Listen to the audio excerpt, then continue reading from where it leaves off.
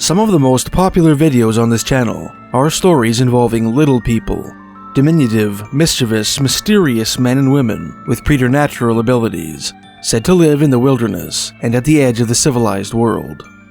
In my videos, Elves from the North Pole, More Than a Fairy Tale, and Little People from the High Arctic, we explored little people stories from northern Canada and Alaska. In Elves, Dwarves, Fairies, and Goblins and Canadian settler folklore, we delved into the legendary Fairies of Newfoundland, the Dwarves of the Madawaska Highlands, the Huldafolk of New Iceland, and the Lutins of Old Quebec. In part 3 of my series on the British Columbia Triangle, we took a look at the mountain-dwelling dwarves of interior Salish tradition, and in Legends of Prince Edward Island, we dug up forgotten tales of the Smallfolk, whom legend says were the first inhabitants of Canada's smallest province. In this video, we will take a look at 3 possible first-hand encounters with little people in the Canadian province of Ontario, each story told to me personally by a friend or subscriber, and each eerily evocative of a legendary goblin of Ontario folklore. Enjoy. Our first and most recent story was told to me by my good friend J.R. Lucas, founder of the Ontario-based Great Canadian Camouflage Company. On June 10th, 2023, following his own strange experience in the storied forests of northern Ontario, outside the remote town of Bancroft, not far from Algonquin Provincial Park, JR sent me a series of intriguing messages via social media.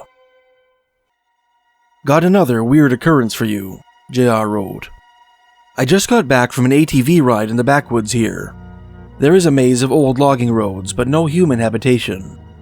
A trail of bare human footprints appeared in the dirt near a swamp, and continued in only one direction for just under 7 kilometers. They disappeared as innocuously as they started. They were smallish footprints. They looked like about the size of a woman's feet to me.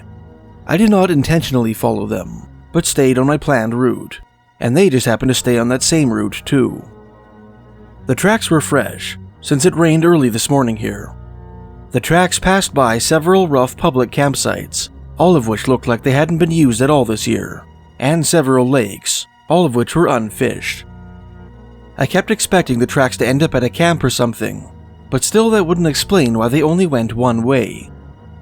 I've heard stories about beings that lure would-be rescuers to their deaths on fake footprint trails, and of course the Smallfoot. Now that I'm looking at a map," he later elaborated, "the tracks appeared at an elevation of around 322 meters, and disappeared at around 390 meters.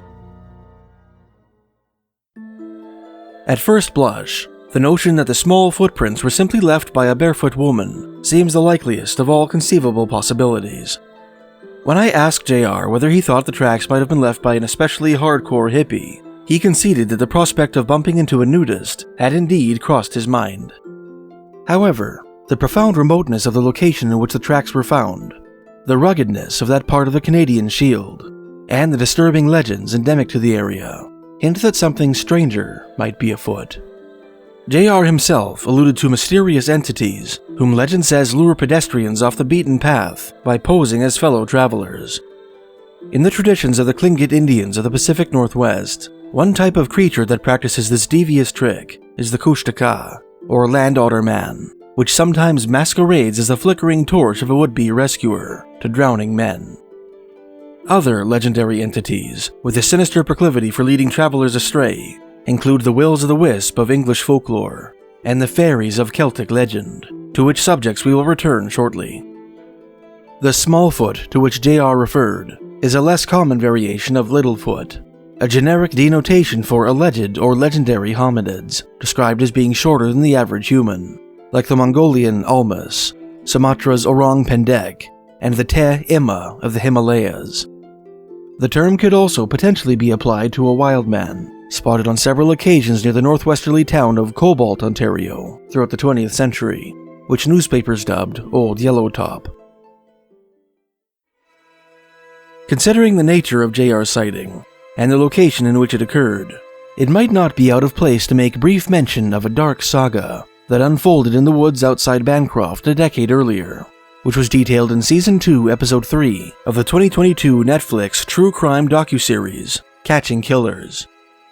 In 2013, While following a lead on what they supposed to be a cannibalistic Canadian serial killer, a team of Toronto detectives came across a suspect's email conversation describing a cabin near Bancroft, where kidnapping victims were butchered and eaten. Investigators subsequently examined a cottage in the Bancroft area, matching the murder shack described in the correspondence.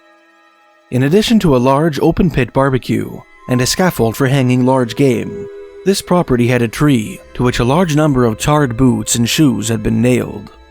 Investigators suspected that the shoes might belong to the victims of the serial killer they were pursuing, which the latter kept as trophies.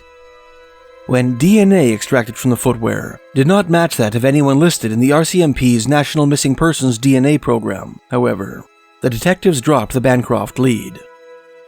Although no crimes were proven to have taken place at the cabin, its role in the Toronto Police Service investigation, and the suggestive discoveries made there, cast an eerie light on the bare footprints found by JR, conjuring up images of an escaped kidnapping victim, making a frantic getaway through the Bancroft woods. There is yet another phenomenon which the small footprints evoke, particularly considering their proximity to lakes and a swamp. According to the traditions of the Ojibwe, the forests of Ontario were once inhabited by hairy dwarves called Memegwesi, a word which, further to the east, denotes a race of long-haired sirens that abide in various bodies of water. To the Ojibwe of northern Ontario, the Memegwesi were little hairy-faced men and women who dwelled atop the cliffs that border lakes and rivers. In his posthumously published 1916 article on Ojibwe tales from the North Shore of Lake Superior, American anthropologist William Jones, a scholar of Fox Indian heritage, included a short story which indicated that the Ojibwe sometimes left gifts for the Memegwesi of Lake Nipigon, which the dwarves sometimes reciprocated with gifts of their own.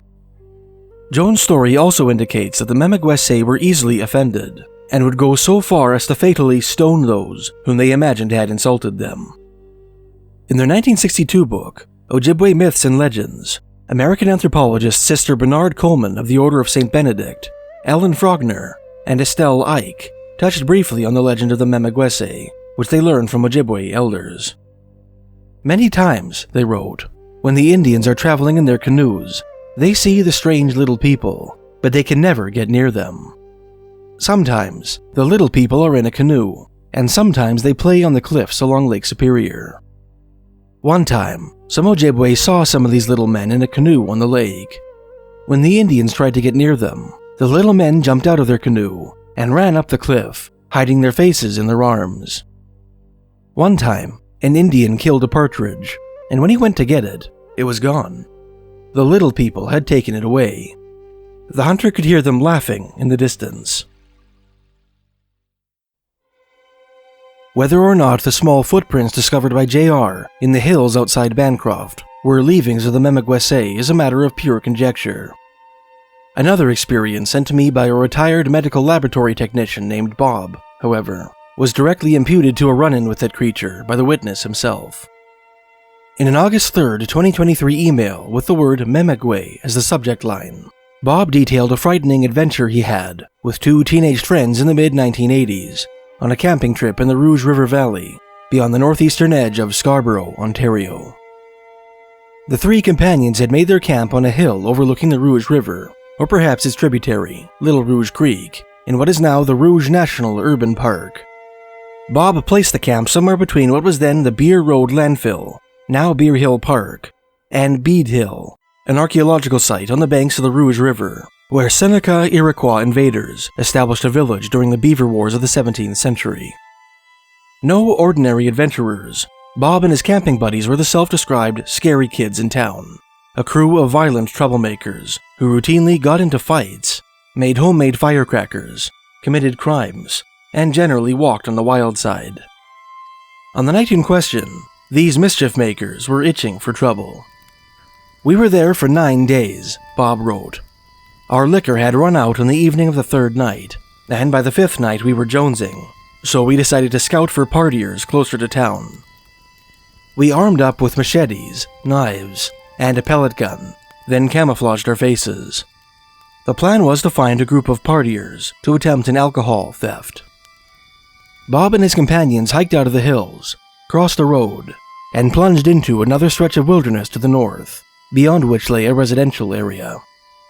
They then veered off the main path and headed down a familiar game trail completely enclosed by greenery, which they had dubbed the Tunnel of Darkness. After taking a few steps into that silent, verdant corridor, Bob and his companions were all smitten by the same unaccountable wave of dread, a sensation so sudden and powerful that it stopped them dead in their tracks. "We came out of the tunnel," Bob wrote, "and up on the edge of the ridge, both slow and wary. Suddenly, a little dude, maybe 2.5 feet tall, just comes walking up the ridge path to our left, naked, grayish and dirty, with a short coat of fur. He came strolling, swinging his arms and looking down at his feet. We were frozen, but he suddenly stopped in shock, noticing us, both arms stiff and out to the side a bit, palms down. Then he dove down the side of the ridge, away from us in fear." Terrified, the 3 teens screamed and bolted for the tunnel. A few moments later, when the edge had worn off their initial shock, the friends looked at each other shamefaced, brandished their weapons, and tore after the fleeing dwarf. "We never found him," Bob wrote. "We stayed 3 more nights in the hills south of the roadway, but we never went out for hikes alone. I have been telling myself that I will return and investigate further, but I never have, and come to think of it, I never camped in the woods again, only in campsites." Our third story is the sequel to an old family legend told to me by my friend Bexx Korol of Oshawa, Ontario. This tale begins far to the east, in the Canadian Maritimes, near the village of Neil's Harbour, Cape Breton Island, Nova Scotia, on the Cabot Trail. Around the turn of the 20th century, Neil's Harbour was home to Bex's great-great-grandfather, Simon Mead. Mead was a railroad brakeman, whose job often included clearing brush and obstructions from the tracks. One day in the early 1900s, when he was between 16 to 18 years old, Mead was clearing a stretch of railroad in the Cape Breton Highlands when he spotted an unusual figure up ahead on the tracks. The fellow had the size and proportions of an 8-year-old boy, but was very clearly a mature man, with dark eyes, olive skin, and a short beard. He wore a brown suit and carried a leather satchel. His foot had become stuck between a switch in the tracks, and he was stuck, Bexx wrote. My grandmother tells a story that her grandfather saw much scuffing and broken twigs, so he looked to have been there a while. My great-great-grandfather Simon somehow unstuck the little man, who introduced himself as Edward. Edward asked Simon if he would like anything in return for his assistance, to which Simon insisted that the little man perform a kind deed for another person in need. In his heart, he felt that he needed nothing in return for helping another living being. Edward then told Simon that he would bestow a special gift upon him and his family and would watch over them. Simon went on to become a sort of faith healer who could cure maladies by the laying on of hands. According to family tradition, he was well known for his mysterious ability in that corner of the Canadian Maritimes. Edward's beneficence towards the Mead family appears to have extended down the generations to Simon's descendants and across provincial lines to Ontario, where Bex's family settled.